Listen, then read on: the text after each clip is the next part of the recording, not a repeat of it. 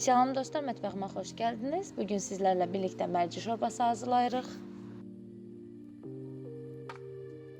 İlk olaraq 1 stəkan mərcimizi yaxşıca yuyuruq.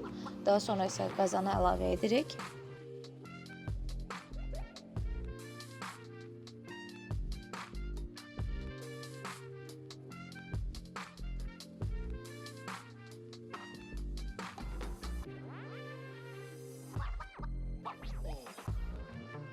Mərcimizin üzərinə 7 stakan eyni mərcini hazırladığımız stakan dolusu su əlavə edirik və orta temperaturada qaynamağa qoyuruq.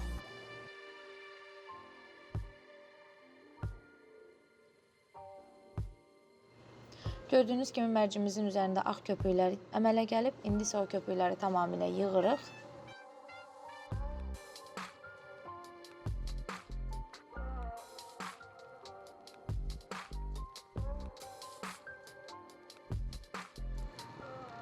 Şorbamızı hazırlamaq üçün bizə lazımdır 3 diş sarımsaq, 1 ədəd orta boy kartof, 1 ədəd soğan, 1 ədəd pomidor, 1 ədəd kök və 1 ədəd biber. Biz bu ərzaqlarımızın hamısını orta böyüklükdə doğrayırıq.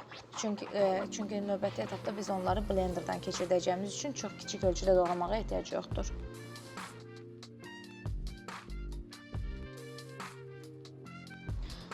Doğradığımız ərzaqları qazanımıza əlavə etdik. Daha sonra isə üzərinə duz, istiot, yağ və 1 ədəd qalina blanka əlavə etdik. Normalda əgər şorbanızı toyuq suyu ilə bişirirsinizsə və ya ət suyu ilə blankaya ehtiyac yoxdur. Əgər evinizdə hazır bulyon yoxdursa, qalina blankadan istifadə edə bilərsiniz. Ərzaqlarımız təxminən 10-15 dəqiqə qaynadı, yumuşaldı. İndi isə biz onları blenderdan keçirdirik və təxminən 15-20 dəqiqə təkrar qaynadıqdan sonra artıq şorbamız hazır olacaq.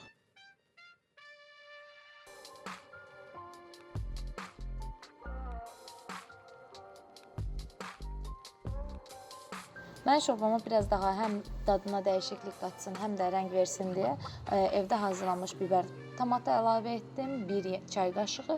Əgər sizdə də evdə hazırlanmış biber tomatı varsa, içərisinə əlavə edə bilərsiniz. Və beləliklə dostlar, gördüyünüz kimi şorbamız artıq tamamilə hazırdır, nuş edə bilərik. Əgər bəyəndinizsə like etməyi və abunə olmağı unutmayın. Təşəkkürlər.